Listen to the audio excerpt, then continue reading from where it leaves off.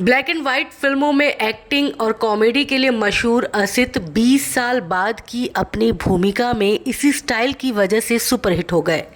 असित सेन ने करीब 250 बांग्ला और हिंदी फिल्मों में काम किया। असित सेन के फिल्मों में आने का किस्सा भी बेहद दिलचस्प है।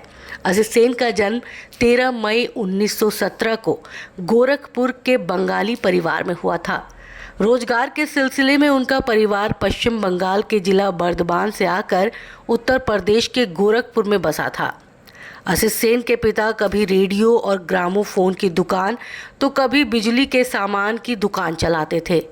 असित सेन को दुकान पर बैठना तो पसंद नहीं था, लेकिन उन्हें फोटोग्राफी का बेहद शौक था, तो कई समारोह में जाकर फोटो खींचने का काम भी वो करते। असित सेन जब 10वीं पास हुए तो माँ चाहती थी कि उनकी शादी करवा दी जाए, लेकिन असित तो कुछ और ही चाहते थे। वो कोलकाता के न्यू थिएटर्स में जाकर डायरेक्टर नितिन बोस से फिल्म मेकिंग सीखना चाहते थे। असित को समझ नहीं आ रहा था कि कलकत्ता कैसे जाएं। तभी एक शादी के सिलसिले में उनका वहां जाना हुआ। कलकत्ता जाकर असित ने परिवार वालों के सामने ये बहाना बनाया कि उन्हें कलकत्ता में रहकर बीकॉम की पढ़ाई करनी है। कलकत्ता आकर असित ने थिएटर में भी हाथ आजमाया और कुछ नाटकों में भी काम किया। धीरे धीरे उन्हें अपने काम के लिए तारीफ मिलने लगी, लेकिन तभी असित को वापस गोरखपुर जाना पड़ा। दरअसल गोरखपुर के पुलिस कमिश्नर साहब से असित के पिता की अच्छी जान पहचान थी।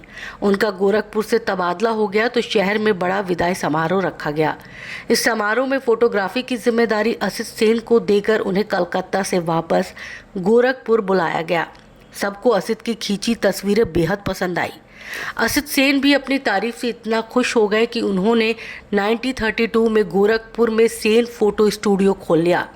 उनका फोटो स्टूडियो अच्छा चल रहा था, लेकिन तभी वर्ल्ड वॉर 2 छिड़ गया।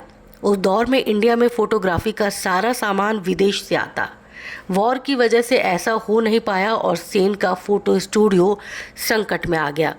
फोटो स्टूडियो बंद होने के कगार पर पहुंचा तो असित सेन को रोजी रोटी की चिंता सताने लगी। इस सिलसिले में वो बम्बई जा पहुंचे, जहां उन्हें एक फिल्म कंपनी में स्टिल फोटोग्राफी का काम मिल गया। नए काम में असित रम गए, लेकिन तभी घर से तार मिला कि माँ बीमार है, घर वापस आ जाओ। असित तुरंत गोरखपुर गए। खबर मिली थी माँ की बीमारी की, लेकिन उनसे पहले असित की दादी चल बसी। दादी के निधन के कुछ समय बाद असित की माँ का भी निधन हो गया। 3 महीने के अंदर ही घर में हुई 2 मौतों से असित टूट गए। ना उनसे गोरखपुर में रहा जा रहा था और ना ही वो कलकत्ता जाकर दोबारा काम करने की हिम्मत जुटा पा रहे थे। एक दिन असित ने दिल पक्का किया और सब कुछ पीछे छोड़कर फिर से कलकत्ता पहुंच गए।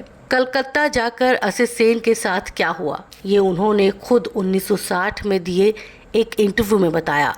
वहां जाकर मेरी मुलाकात अपने दोस्त कृष्णकांत से हुई, जो फिल्म बनफूल में कानन बाला के साथ काम कर रहा था।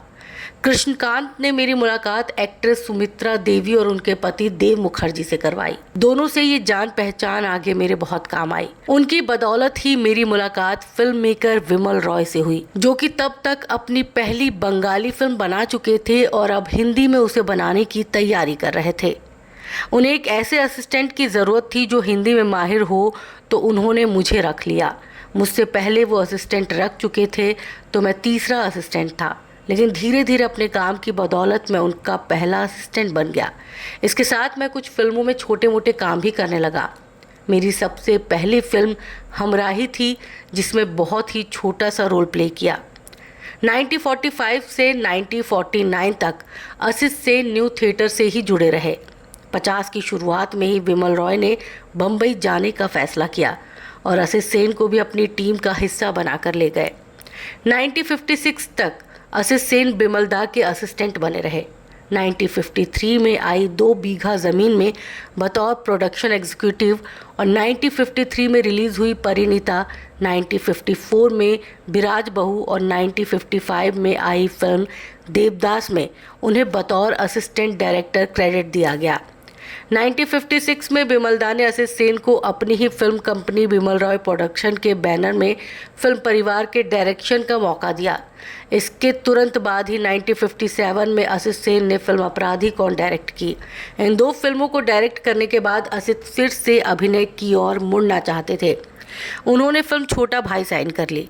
इस फिल्म में असित को बुद्धू नौकर के किरदार में कॉमेडी करनी थी। उन्हें कुछ और सूझ नहीं रहा था कि क्या किया जाए। तभी उन्हें ख्याल आया कि बचपन में उनके घर में एक नौकर एकदम स्लो टेम्पो में बोलता था। असित सेन ने उस स्टाइल को कॉपी कर लिया। ये ट्रिक काम कर गई और असित सेन के पास कॉमेडी रोल्स की लाइन लग गई। बेहद कम स्पीड में डायलॉग बोलने वाले स्टाइल की वजह से डायरेक्टर उनसे हर फिल्म में इसी तरह से डायलॉग बोलने की मांग करने लगे।